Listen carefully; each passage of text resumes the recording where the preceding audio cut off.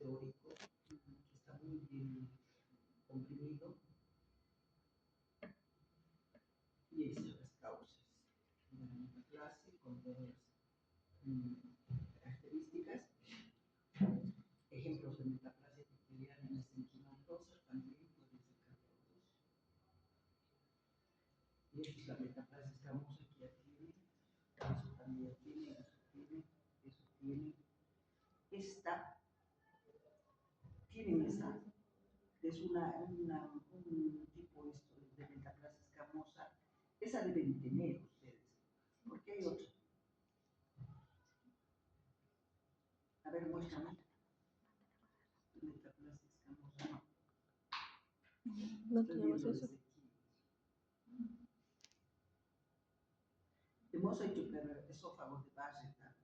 Sí, pero Esta es la, espere, es el esófago de Barrett. Más allá está. Displasia hemos hecho. Esto no tiene.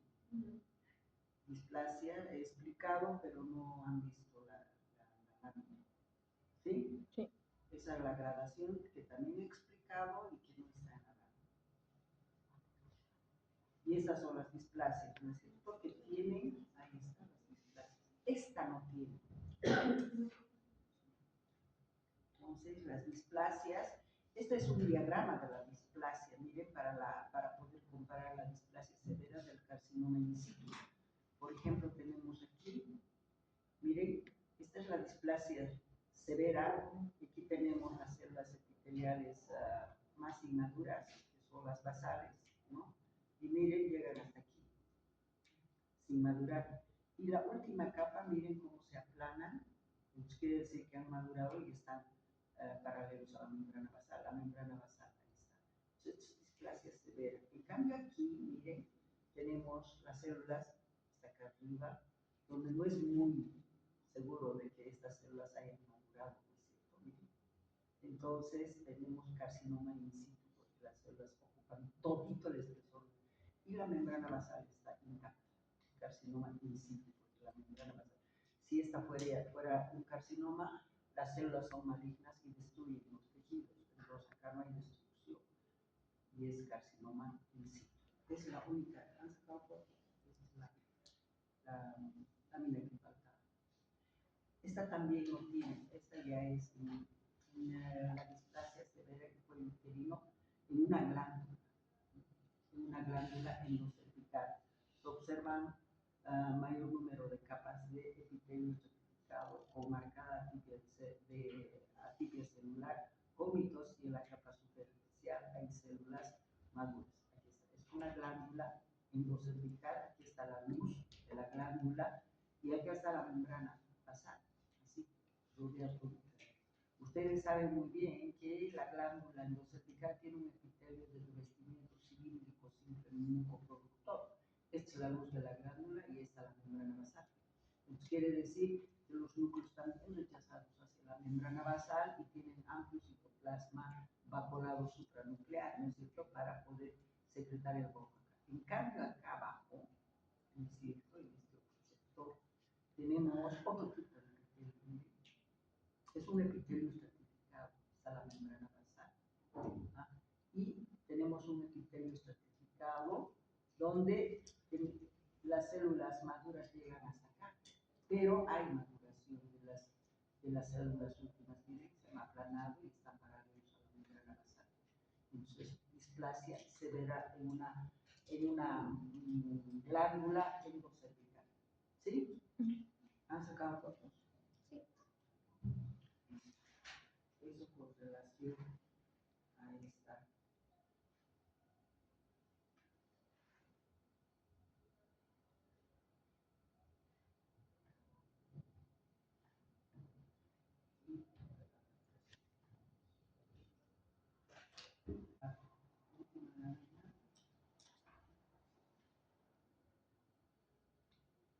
Adaptación celular. Continuamos con la adaptación celular. Aquí están células con capacidad de división. Vamos a ver hipercelularidad.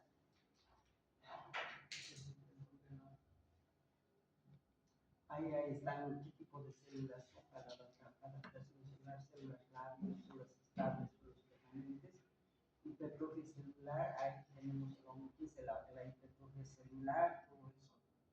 ¿no es cierto? Es la macroscopía, y esta es la hipertrofia fisiológica del músculo liso del útero, que también tiene, ¿no es cierto?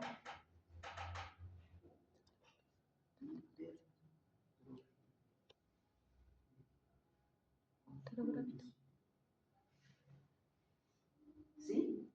¿Tiene, no es cierto? Sí. Es hipertrofia vesicular izquierda, aquí está ya, aquí, ahí está. Esta no tiene también hipertrofia de músculo liso, pero en vesícula biliar.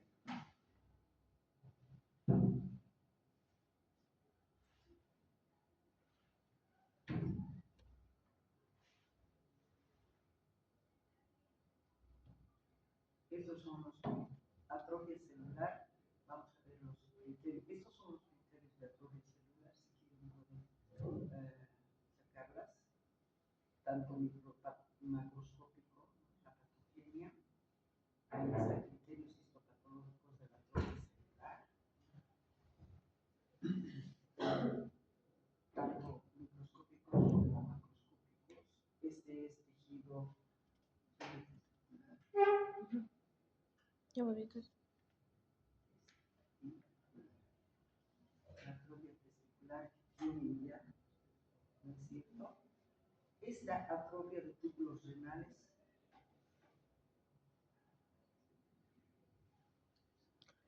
Vamos a ver si tienen. Sí, tiene atrofia de los túbulos renales. Esta es la enfermedad celíaca, que también tiene atrofia de la mucosa del tubo digestivo. Ahí está lo que me decían que no estaba, la endoscopía de la esófago de Barré. Y esta es la otra imagen de la metaplasia cilíndrica o esófago de Barré. La otra imagen está en la otra lámina, y esta es otra imagen. ¿Sí? Iguales. ¿Qué tenemos aquí? Miren, este es el epitelio estratificado plano, ¿no es cierto?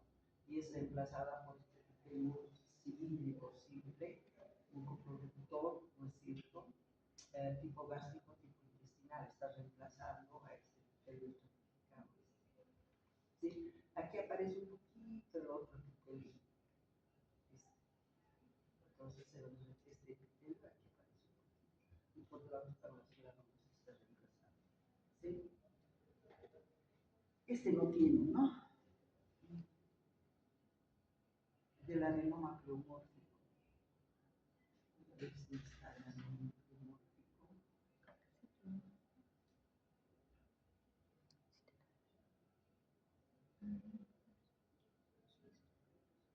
Sí.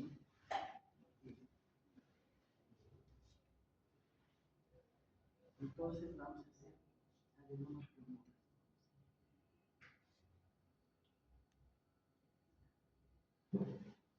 A ver, el adenoma pleomórfico, ¿qué es? El adenoma pleomórfico de la glándula parietral es un tumor benigno, ¿no es cierto?, que aparece en las glándulas salivales. En las glándulas salivales mayores y menores. Esto no hemos hecho, ¿no? O ya hemos hecho.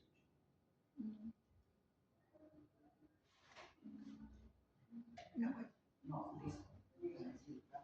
Creo que cuando Entonces, ese adenoma pleomórfico es tumor benigno que aparece en las glándulas salivales mayores y menores.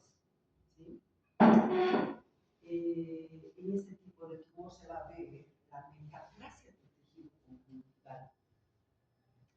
Si nosotros estamos hablando de glándulas, quiere decir que las glándulas son generalmente, las glándulas salivales son mixtas. Quiere decir que tienen glándulas mucosas y tienen glándulas serosas. ¿Sí? Unas son mixtas, otras son serosas y otras son mucosas, así son las glándulas salivales menores. La glándula salival mayor, que es la parótida, es mixta, tiene así unos realmente el tejido de sostén, el tejido conjuntival de las glándulas es un tejido conjuntival laxo o rizomatoso. ¿Qué quiere decir tejido conjuntival laxo?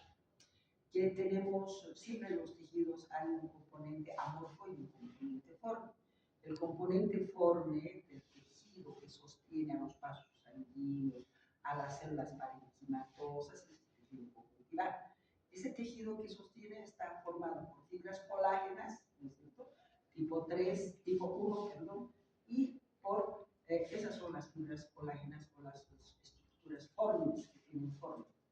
Pero estas estructuras formes van a entrecruzarse y van a dejar espacios vacíos. Y esos espacios vacíos es rellenada con el tejido conjuntival amorfo, que son los polisacáridos, las glucoproteínas. Así están formados los tejidos. Ahora, hay tejidos conjuntivales, este tejido que hemos construido, hay tejidos conjuntivales que son compactos, que son laxos y que son mixomatos. ¿Cómo nosotros entendemos esto? Por ejemplo, los compactos son aquellos que tienen más fibras colágenas que glucopolisacáridos, que glucoproteínas. Por ejemplo, tenemos la cicatrización o las cicatrices. Ahí tenemos un tejido compacto, es un compacto avascular, donde tenemos fibras colágenas casi en el 96%. Puras fibras colágenas. Y escaso tejido mucopolisacáridos, mucoproteínas, casi nada. Ese es el compacto. Las fibrosis, las cicatrices. Vamos al el laxo, el intermedio. Se encuentran en las mucosas de los, que recubren los tejidos internos. Estas mucosas están formadas por epitelio de revestimiento que descansa en una membrana basal y en la lámina propia. Esta lámina propia es tejido fibroconectivo vascularizado laxo. ¿Por qué? Tiene 50% de fibras colágenas y 50% de mucopolisacáridos. ¿Por qué? Tiene que ser así laxo porque el tejido epitelial no tiene vasos sanguíneos. Entonces, ¿quién nutre y quién sostiene a la membrana basal, al tejido epitelial? Es la lámina propia. Por eso tiene esa estructura laxa. 50% de mucopolisacáridos que por osmosis va a dar de la alimentación o los nutrientes y el oxígeno a las células que están mucho más alejadas de un planificado, por eso hay disfunciones. Entonces, la lámina propia de las mucosas es un tejido fibroconectivo laxo. Y algunas glándulas, especialmente las mucosas que secretan moco, esas tienen un tejido conjuntival mixomatoso. ¿Qué quiere decir? Que el tejido que está sosteniendo a las glándulas y a las células es puro moco. Entonces tenemos 55% de fibras colágenas y 90% de moco. Eso es, entonces, tejido compacto, tejido laxo y tejido mixomatoso. La glándula parótida tiene un tejido de sostén mixomatoso, ¿sí? O en áreas laxo, porque tiene glándulas serosas y glándulas mucosas. ¿Qué queremos entender? Queremos entender la metaplasia del tejido conjuntival. Este tejido conjuntival laxo, mixomatoso, va a ser reemplazado por otro tejido conjuntival, cartílago, hueso, son tejidos conjuntivales, ¿no es cierto? Entonces, eso es lo que vamos a ver en la glándula parótida. Van a empezar a aparecer el tejido cartilaginoso, tejido óseo. Eso es por relación que es metaplasia del tejido conjuntival de la glándula parótida. Decíamos que es un tumor, es la resonancia magnética de la cabeza, y detrás del ángulo de la mandíbula inferior se encuentra la glándula parótida, y en esa glándula parótida ha aparecido este tumor. Es un tumor sólido, ¿no es cierto? Es blando y de rebordes bien definidos, no tienen cápsula. ¿Sí? Son tumores benignos, pero si después de haber hecho el diagnóstico no duele, no molesta, solamente se da ayuntamiento, entonces si nosotros después de haber hecho el diagnóstico no se lo extirpa y el paciente aparece a los 15 años, esto se Además se tiene que extirpar completamente porque si dejamos restos, esto vuelve a recidivar. Y cuando recidiva es más peligroso de que sea vuelto mal. ¿Sí? Es un tumor que aparece a partir de los 45, 40 años, ¿no es cierto? Y el tratamiento es resección.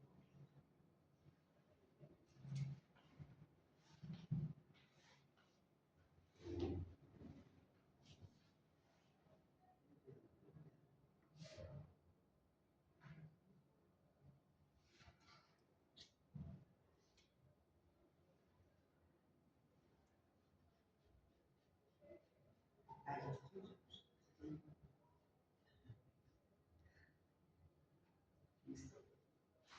Esta es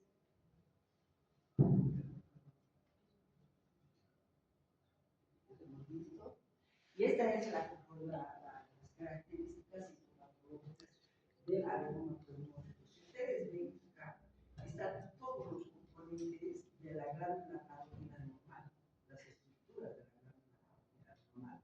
Les decía que es una glándula mixta, una glándula salival mixta mayor, donde tenemos acinos glandulares mucosos, estos que con tinciones de los hematoxilinas se colorean bien claritos, y estos que son los acinos glandulares serosos, que se colorean mucho más rosados, con tinciones de los hematoxilina, y tenemos un tejido adiposo, y este es el tumor. Esta es la neoplasia. En esta neoplasia vemos que no encapsula, pero está bien delimitado esta neoplasia, y en el interior tenemos células mioepiteliales. Es muy importante la presencia de células mioepiteliales que generalmente están alrededor de las glándulas. Las células mioepiteliales se contraen para poder exprimir lo que las glándulas secretan a exprimir hacia la luz. Esas células mioepiteliales se encuentran así en pequeños grupitos, en pequeñas hileritas alargadas, que son estas células mioepiteliales, y tenemos esposos de glándulas. ¿Sí? Entonces, este tejido aquí, decimos nosotros, este tejido es laxo. Tiene un componente de fibras colágenas y tiene también espacios vacíos claritos, que es el no. Este tejido conjuntal es laxo. ¿Sí? Ahí se ve el límite entre el tumor heterogéneo y la glándula parótida normal. La neoplasia corresponde a una proliferación mixta de elementos epiteliales que recuerdan a las células mutados y epiteliales, que son estas piezas, dispuestas en conductos o acinos, dispersas en tejido mixomatoso. Este es el tejido laxo, para empezar. Después vamos a ver, aquí aparece el tejido mixomatoso. También se reconocen islotes de tejido cartilaginioso, que vamos a ver en las otras focos, en los otros diapositivas, ya tienen ustedes. Si no se explica en un 10% se magnetiza. En 10, está mal eso, son en 10 años, se magnetiza a los 15, ¿sí? O si se recidiva. Ahí está. Acá hay el componente de glándula mucosa del tejido, y acá tenemos pequeños esposos de glándulas, ¿no es cierto? De glándulas pequeñas y células mioepiteliales, que son estas alargaditas, y este es el tejido mixomatoso. Todo esto es tejido laxo y este es el tejido mixomatoso. Entonces tenemos tejido laxo y tejido mixomatoso. Miren que el tejido mixomatoso se tiene así, que es pálido, porque es muy. ¿Sí? ¿Y qué más tenemos? Acá aparece ya un poco de tejido cartilaginoso reemplazando el tejido mixomatoso y el tejido laxo. Miren, aquí hay condrocitos que están formando material condroidal en Europa, y es por eso que aparecen estas celulitas como en casitas. Y esta es la lámina que realmente vemos, no lo muestro antes porque aquí están mal cortadas las glándulas de la parótida. Pero miren cómo el tumor está bien delimitado del tejido normal. Y este es el tejido mixo o laxo, el tejido laxo o mixo, normal. Pero después todo este tumor, miren, presenta un tejido de sostén cartilaginoso aquí, con grupos isógenos, ¿no es donde los condrocitos están ahí dentro, bien contraídos porque los tejidos que se extraen del organismo para mandar a patología se tienen que colocar en formol antes posible. Y el formol contrae al tejido, se contraen las células, pero el cartílago y el hueso no. Por eso es que las células están más chiquititas y hay unas casitas. Quiere decir que esta célula tenía este tamaño, esta célula tenía este tamaño. Se han contraído las células, los condrocitos, pero no el material condroide. Y con tinciones de ocinematoxilina se ve así el material condroide basófilo o claro, ¿no es cierto? Y luego tenemos acá tejido óseo. ¿Miren? Este es un tejido óseo porque están los osteocitos, el material osteoide. Los osteocitos sintetizan material osteoide alrededor de la ósea. Entonces, miren, el tejido mixomatoso o laxo de la glándula parótida ha sido reemplazado por tejido cartilaginoso o por tejido óseo. Igual, metaplasia de tejido omental.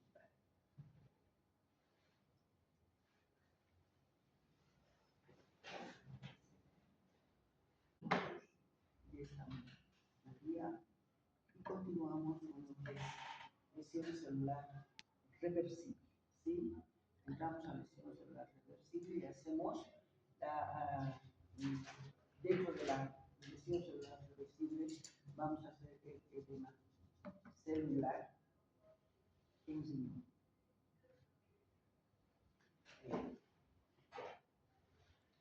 Acá tenemos lesión celular, edema celular, o vascular, cualquiera de esas tres designaciones vale para el edema celular. Ahora, ¿qué es el edema celular? Es la respuesta más común que tenemos frente a cualquier agresión. Agresión física, agresión química, metabólica, ¿no es cierto? En la metabólica habíamos visto lo que era la isquemia y la hipoxia, ¿no es cierto? Entonces, todas las células frente a cualquiera de estos estímulos que permitan que estas células pierdan el equilibrio y vuelvan a recuperar su equilibrio, quiere decir que la lesión celular reversible. Hemos hecho nosotros en la teoría la isquemia cerebral o los tejidos isquémicos y los tejidos hipóxicos, ¿no es cierto?, que afectaban a la funcionalidad de la célula. Y una de las funciones que se compromete cuando hay isquemia, cuando hay hipoxia, es justamente la fosforilación oxidativa que lo realiza la mitocondria. Gracias al glucógeno, al oxígeno, a las enzimas que sintetiza la misma mitocondria, se hace la fosforilación oxidativa, donde hay producción de moléculas de ATP más oxígeno, más agua, más radicales libres de oxígeno, los famosos GEOs. Entonces, si va a haber deficiencia si no va a haber glucosa, si no va a haber oxígeno, falla esto y por lo tanto no va a haber producción de moléculas de alta energía. ¿No es cierto? Entonces, ¿quién falla primero en funcionalidad? La mitocondria. No hay moléculas de ATP y todas las funciones que realizan los otros componentes intracitoplasmáticos van a fallar. Y dentro de ella tenemos que falla la semipermeabilidad de la membrana celular.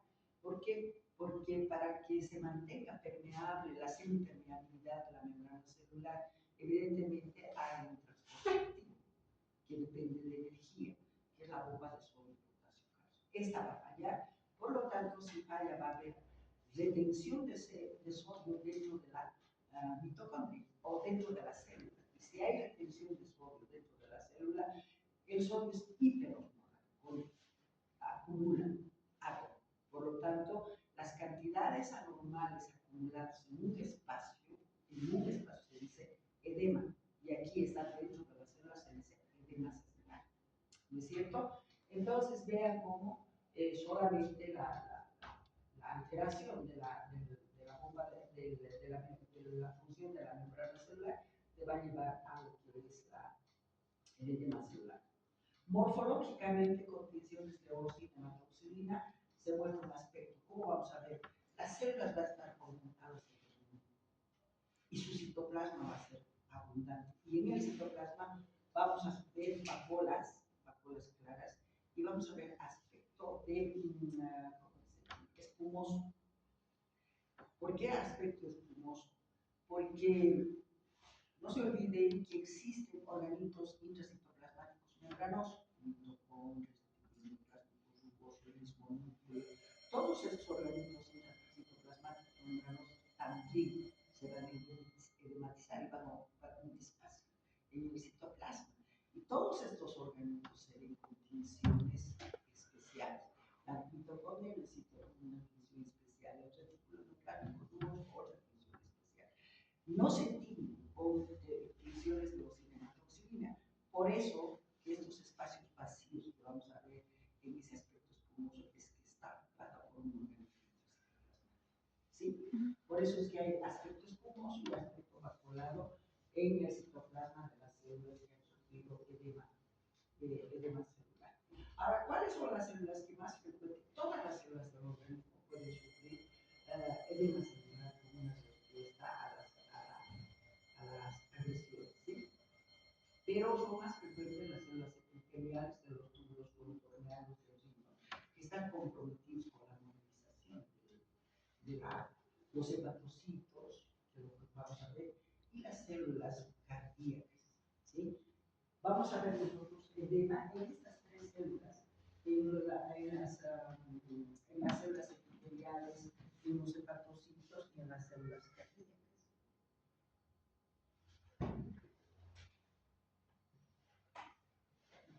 Ahí está. Lo que tenemos nosotros es siempre para hacer un diagnóstico de alguna lámina histopatológica. Esto es tejido patológico, tenemos que recordar, tenemos que reconocer el tejido que estamos viendo.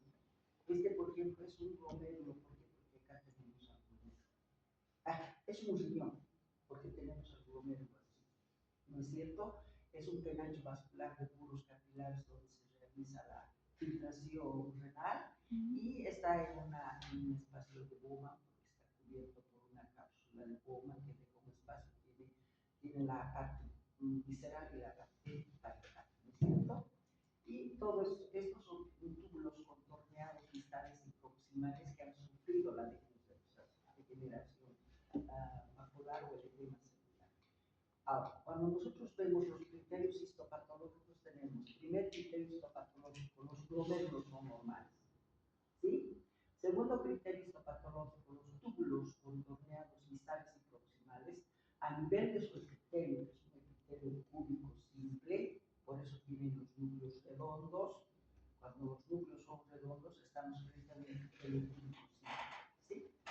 Entonces, estas células de los túbulos contorneados, distales y proximales, las células cúbicas, sufren edema, por eso se encuentran aumentados en su citoplasma abundante, claro, espumoso. Estos son los espumosos. ¿Sí? Ahí vemos pequeñas vaporitas, ¿no es cierto? Ese es el aspecto espumoso. En cambio, el aspecto vapolar es esto, como vapolas, como globos. Entonces, tenemos abundante citoplasma pálido, vaporado, espumoso. Dos, las porciones apicales. ¿Cuál es la porción apical? Si esta es todo un túbulo contorneado, esta es la membrana basal. Entonces, quiere decir que las células, la parte basal de las células está acá y la parte apical está acá, la más alejada, que tiene que estar directamente en contacto con el conducto, ¿no es cierto? Y aquí este conducto, la luz del túbulo, está siendo ocupada por el desprendimiento de la porción apical del túbulo, de la célula epitelial. Entonces, se iniciaron. Se observan túbulos contorneados, distales y proximales, con células epiteliales públicas con abundante citoplasma pálido, espumoso y vapolar. porción apical, otro criterio histopatológico, la porción apical de estas células epiteliales cúbicas se desprenden, se deshilachan, se despegan hacia la luz. ¿Sí? Ahora vamos, ¿qué pasa con el tejido con el tejido de sostén, con el tejido fibroconectivo vascularizado? Si ustedes ven este túbulo con este túbulo, aquí está muy comprimido, casi se está juntando membrana basal con membrana basal. Miren, aquí se junta, aquí también se junta placa. Estas células, estos túbulos, sus células son más voluminosas y ocupan espacio, por eso es que los túbulos comprimen el tejido conjuntival. Entonces, otro criterio histopatológico hay compresión del tejido conjuntival. Por eso los riñones con edema se ven pálidos, ¿sí? Hay compresión del tejido conjuntival, donde va a haber también compresión de los vasos sanguíneos, ¿sí? Todos esos son los criterios histopatológicos para poder describir el edema celular en el riñón. Conste, el examen siempre es con criterios macroscópicos de los tejidos y con criterios microscópicos o histopatológicos. Este es el edema, este es hígado. Todo lo que están ustedes viendo son hepatocitos. Vamos a ver degeneración hidrópica en hepatitis alcohólica. ¿Ya? Ustedes saben muy bien que el alcohol es una sustancia tóxica que va a lesionar a todas aquellas, especialmente a los hepatocitos, son tóxicos para los hepatocitos porque se degrada todos los componentes químicos de las sustancias, fármacos, alcohol, todo eso, ¿no es cierto? Entonces, en ese proceso de degradar al alcohol, las sustancias químicas del alcohol son tóxicos para los hepatocitos. ¿Qué es lo que pasa con los hepatocitos en un paciente alcohólico? Lo primero que hace es lesiona, ¿no es cierto?, las funciones de las células y se presenta un edema celular en los hepatocitos. Por eso es que aquí tenemos hepatocitos voluminosos, de citoplasmas pálidos, ¿sí? Algunos que presentan vacuolas, pero no es tan vacuolado como en los niños. Entonces, vemos un hepatocito que se haya aumentado de volumen en su citoplasma, pálido, espumoso. Aquí tenemos las figuras espumosos, entonces son células, son hepatocitos voluminosos, valorizados de citoplasmas pálidos. Ese es edema celular, ¿sí? Con tinciones de oxígeno. Pero también hay otra patología aquí, que son acúmulo de sustancias anormales dentro del citoplasma. Estas son sustancias, son proteínas. Miren, estas manchas rosadas o sinófilas amorfas son acúmulo de proteínas. ¿Qué proteína? Les he dicho que las sustancias químicas del alcohol son tóxicos para el hepatocito. ¿Qué hace? Fragmenta el citoesqueleto de los hepatocitos. Entonces, al fragmentar el citoesqueleto de los hepatocitos, ustedes saben muy bien que todo el citoesqueleto de las células son proteínas. Melanina, todas esas son proteínas, ¿no es cierto? Entonces, al fragmentarse el citoesqueleto, estas proteínas, esos fragmentos se van a acumular en un foco. Eso se llaman cuerpos de Mallory. ¿Qué son los cuerpos de Mallory? Es la fragmentación del citoesqueleto del hepatocito y que se acumulan en un solo foco. Eso es acumulación de proteínas anormales intracitoplasmáticas. ¿Sí? Esta es otra patología, es riñones. Y aquí también hay dos diagnósticos, uno que está acá y otro que está acá. Esta ya conoce. ¿Qué es esto? Células aumentadas de volumen, balonizadas de citoplasmas pálidos y de citoplasmas espumosos. ¿Ve? Este es el famoso aspecto espumoso que nos está haciendo. Este es el aspecto vaporizado, balonizado, edema celular.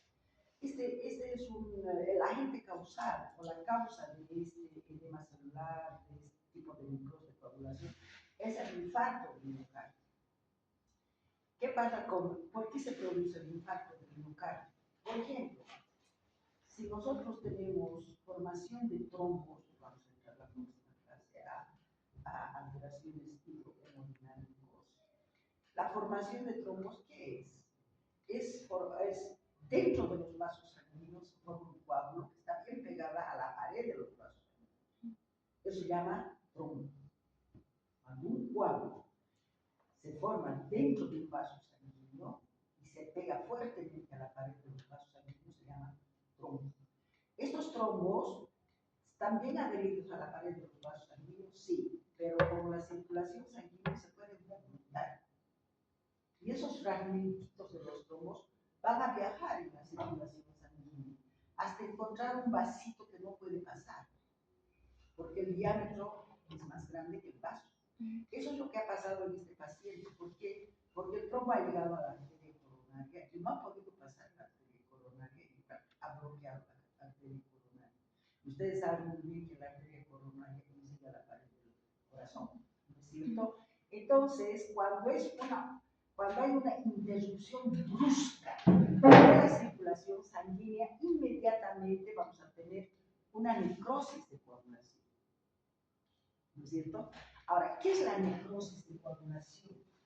En este tipo de necrosis de coagulación, las células se mantienen en su forma, no se degradan como en la necrosis colicoactiva. En la necrosis colicoactiva, no se olviden que estoy explicando necrosis. Todo tejido necrótico está acompañado de reacción inflamatoria, ¿no es cierto? Entonces, en la necrosis colicoactiva hay desintegración por sus enzimas, desintegración por las enzimas y por las enzimas de la reacción inflamatoria. Y vamos a ver en la necrosis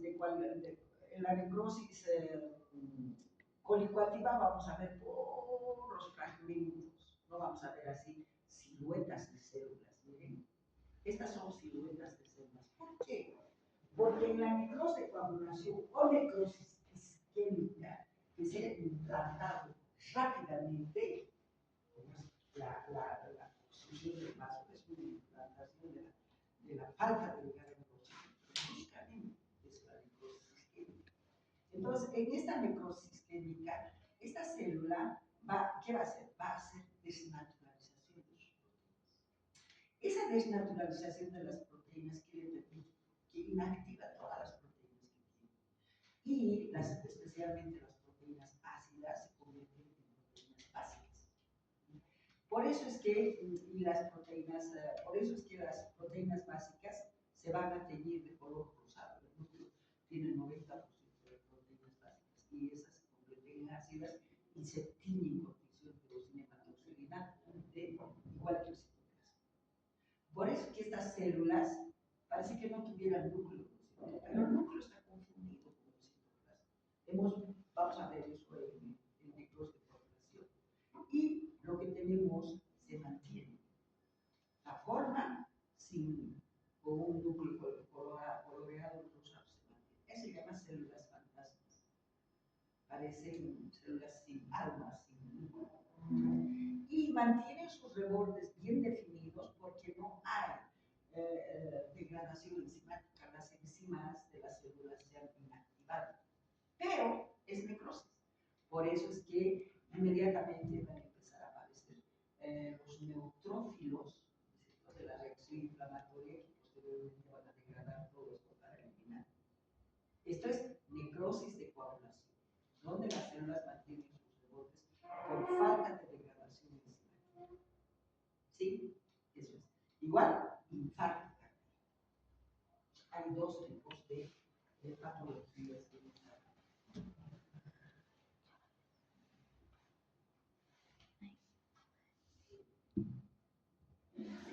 Vamos a entrar a la zona 1. acúmulo de lípidos. Ustedes saben muy bien que en el organismo existen diferentes tipos de lípidos.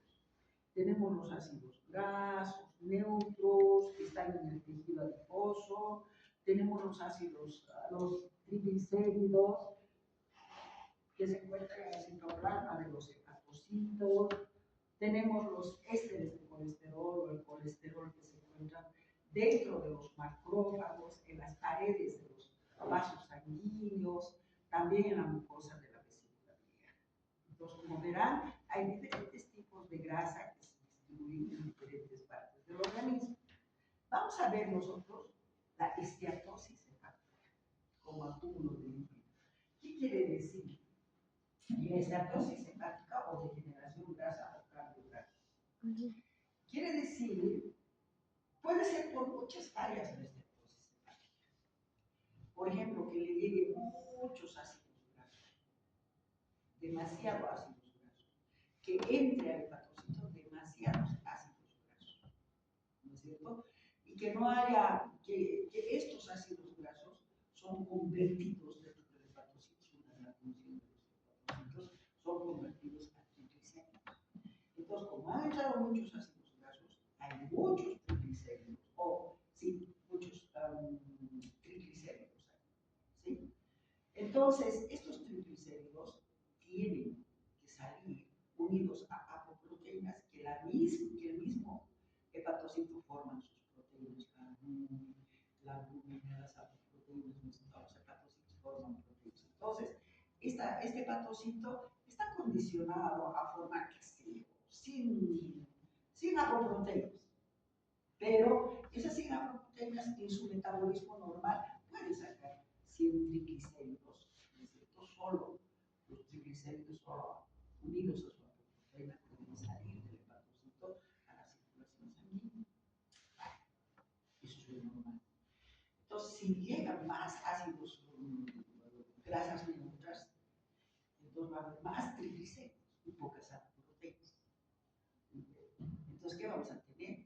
Acúmulo de triglicéridos en el citoplasma de los hepatocitos. Esa es la esteatosis hepática, la acumulación de triglicéridos dentro de los hepatocitos. En la hepatitis alcohólica, ¿qué tenemos? En la hepatitis alcohólica generalmente falla el metabolismo de la célula, donde no hay muchos aportes y no se pueden formar las proteínas.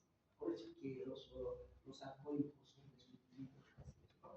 Entonces, ahí vamos a tener falta de síntesis de proteínas y movilización de ácidos grasos, porque los alcohólicos generalmente enflaquecen, ¿no es cierto? No se despreocupan de nutrir más hacia el alcohol. Entonces, eso es una falla metabólica.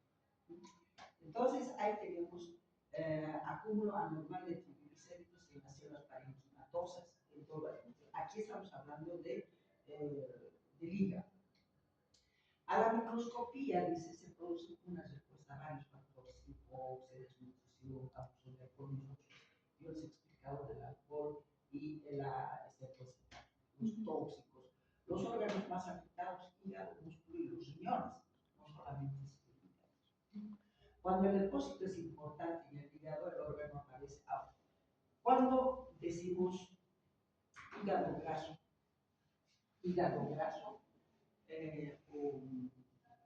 sí, el hígado graso, cuando el hígado está aumentado de tamaño, ¿no es cierto?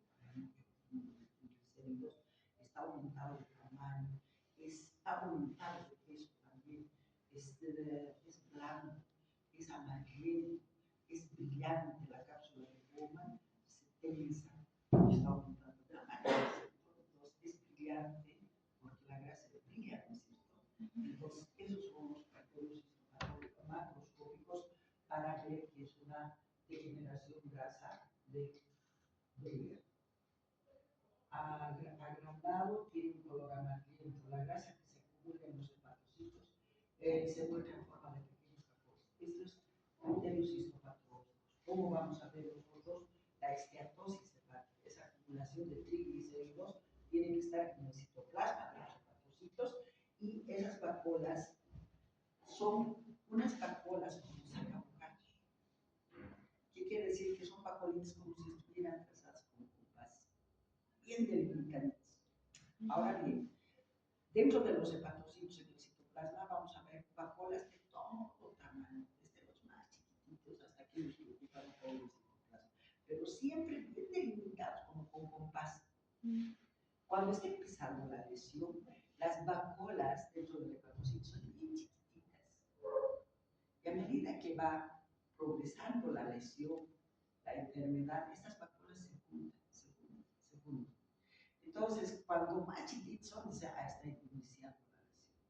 Cuando son más grandes, esto tiene mucho tiempo. Y cuando ya ocupan todo el citoplasma del hepatocito, rechaza a todos los componentes citoplasmáticos del hepatocito y más el núcleo, a la periferia, que también a la membrana basal.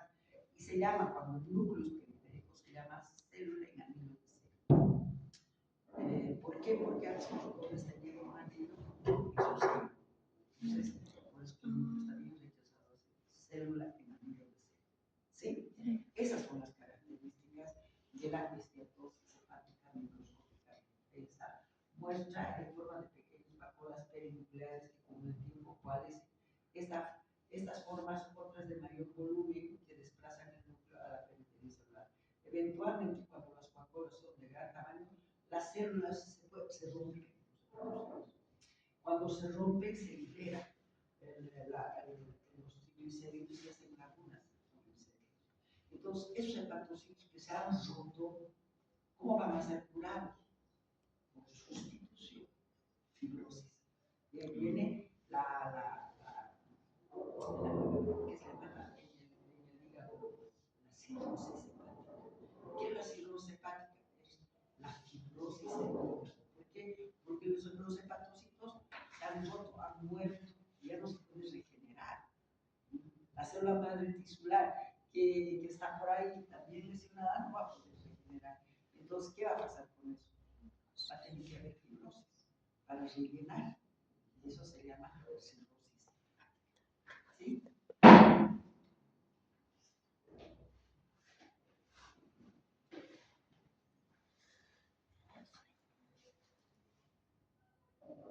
Ahí está la macroscopía del tejido del hígado. Yo les digo, describan esto, dicen que se ve un segmento de hígado donde se observa áreas amarillentas, irregulares, periféricas y de distribución irregular. Está en la periferia, está en la parte central, etc. Visito nomás ve. La consistencia es blanda cuando nosotros estamos inspeccionando el tejido. Aquí solamente se anota y esta es las características histopatológicas con tensiones de eosina hematoxílica. Lo que ustedes están viendo son puros hepatocitos, cordones hepatocitarios. Está completamente degenerado, ¿no? No se puede ver si acá hay un poco de cordones. ¿Qué les llama la atención? Estas imágenes, ¿sí? Como si hubieran sido trazadas con compás. ¿Sí? Desde los más chiquitos aquí, pequeñitos. Esos pequeñitos, igual, por muy pequeñitos que sean, están bien delimitados como si estuvieran trazados con compás. Esos se juntan y hacen una vacuola. Acá, por ejemplo, tenemos una célula o una vacuola que el núcleo está rechazando hacia la periferia. Es la famosa célula en anillo de célula. Esta es otra, ¿no es cierto? Ahí está. Este es el espacio por tensiones de eosina hematoxilina, se ve así. Desde las más pequeñas en forma de sacabocado, medianas y ocupan todo el citoplasma, ¿no es cierto? Dando la imagen de anillo de célula. Con tensiones universales, eosina hematoxilina. Y esta es con tensiones especiales. La tensión especial para la grasa es el oil rich, Sudan 4 y Sudan 3. ¿Qué vemos aquí? Aquí se ven muy bien los cordones hepatocitarios. Están muy bien delimitados los cordones hepatocitarios, ¿no es cierto? Y que tenemos unas coloraciones, ¿no es cierto?, donde muestran pequeñas vacuolitas, ¿no es queden delimitadas hasta aquellas papolas que ocupan todo el citoplasma del hepatocito, rechazando el núcleo hacia la periferia. Entonces, este es la desde las más chiquitas hasta las medianas, hasta aquellas que ocupan todo el hepatocito. Bueno, vamos a pasar a ver acumulación de colesterol o ésteres de colesterol, tanto a nivel muscular, en la pared de los vasos sanguíneos de mayor calibre, en los elásticos y en los arteriales. Ustedes saben muy bien que esa pared muscular tiene el epitelio, la lámina propia y las capas musculares. Ahora, los ésteres de colesterol que resultan de la alimentación de nuestro organismo van a viajar por la circulación sanguínea, ésteres de colesterol, y se van a depositar, van a penetrar en la pared de los vasos sanguíneos y van a llegar a la lámina propia. Y ustedes saben muy bien que la lámina propia es parte del tejido de sostén de los vasos sanguíneos, del tejido conjuntival. Y en este tejido conjuntival hay macrófagos tisulares. Todos los tejidos conjuntivales tienen macrófagos tisulares. Esos macrófagos tisulares van a reconocer que hay algo anormal, que no es parte del tejido, que son los ésteres de colesterol o el colesterol. Y esos macrófagos tisulares van a fagocitar, no puede haber nada dentro. Entonces fagocitan y se convierte en células santomatosas. ¿Qué son las células santomatosas? Son macrófagos cargados de colesterol. ¿Sí? Entonces, eso es lo que pasa. Ahora bien, estas células santomatosas, estas células santomatosas se juntan varias en la lámina propia y forman las famosas placas ateromatosas en la pared de los vasos sanguíneos. Entonces, estamos entrando a lo que nosotros decimos las placas ateromatosas que endurecen la pared de los vasos sanguíneos. Estas placas ateromatosas endurecen la pared de los vasos sanguíneos. Entonces, aquellos pacientes que han sufrido esta patología, ¿qué va a pasar? Sus paredes van a ser no van a ser flexibles para recibir la sangre que expulsa el corazón. Entonces, el corazón se contrae y la sangre tiene que ir adelante. Los vasos tienen que dilatarse para que la sangre llegue hasta los tejidos, especialmente los vasos de mayor calibre. Entonces, el corazón hace la fuerza para expulsar y hay una resistencia. Esa es la presión arterial. Por eso decimos, tú tienes colesterolosis, no tienes que comer tanta grasa, porque tu presión está elevándose, y por eso los vasos son duros. ¿Sí? Esa es la causa para la hipertensión arterial, que el corazón no puede vencer la resistencia del endurecimiento de las paredes. ¿Bien? Entonces, ¿cómo nosotros vamos a ver a estas células santomatosas y a nivel de la lámina propia? Son células, son de citoplasmas abundantes y bien claritas, con el núcleo casi central, a veces periférico, pero el citoplasma es bien clarito. Ahora, puede que estas células, tanto acumular ésteres de colesterol, pueden reventar. Y cuando revientan, se van a formar una especie, en el tejido conjuntival extracelular, se van a formar como una especie de cristales, agujas. Por eso se endurece la pared de los vasos sanguíneos, porque se forman cristales de colesterol. ¿Sí? Ahí está todo lo que les he dicho.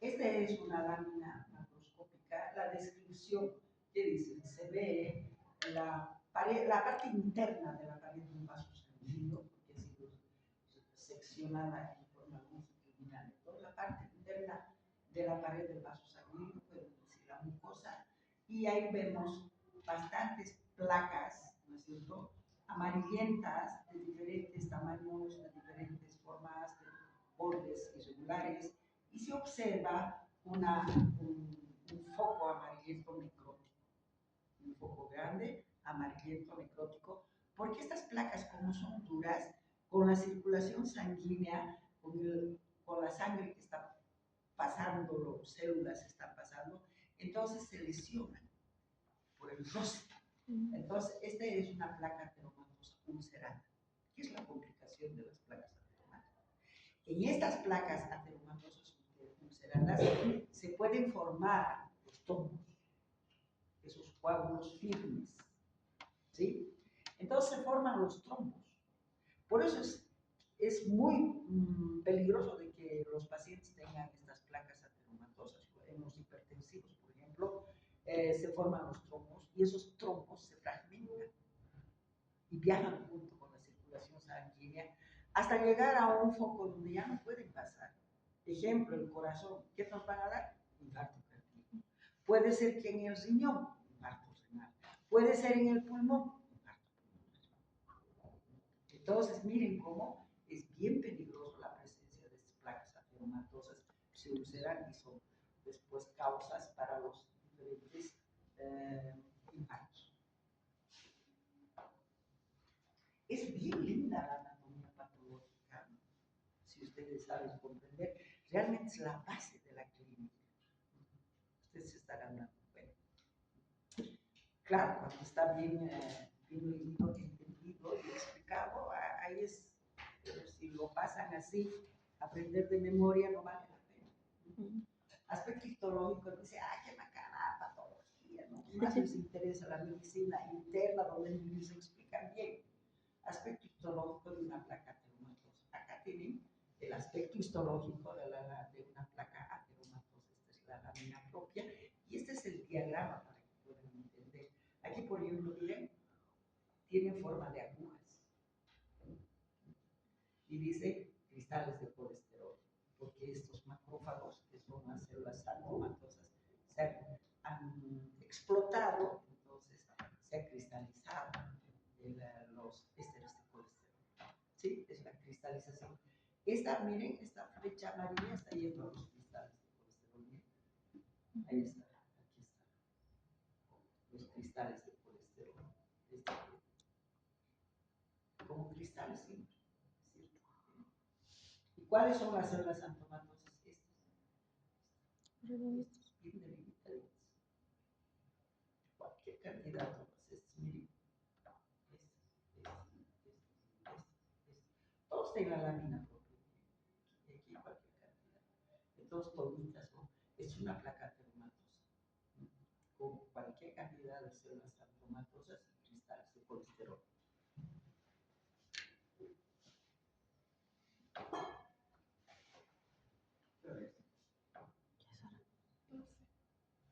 No sé.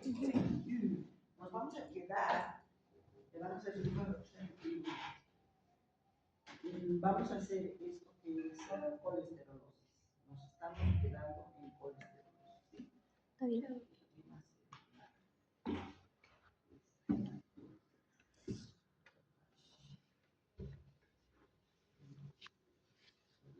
Edema en riñón, a ver, edema en riñón, ¿en qué más hemos visto? Edema en riñón,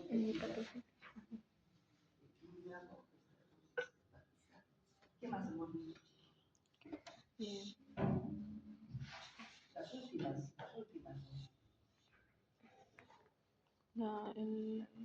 La arteriosclerosis. Degeneración hidrópica con necrosis de coagulación. Ya. Degeneración hidrópica o poner en riñón, degeneración hidrópica o hepatitis alcohólica, degeneración hidrópica o necrosis de coagulación e infarto. ¿Qué? Aterosclerosis, ¿no? Sí, después aterosclerosis. Edema en riñón, edema en hígado, edema en músculo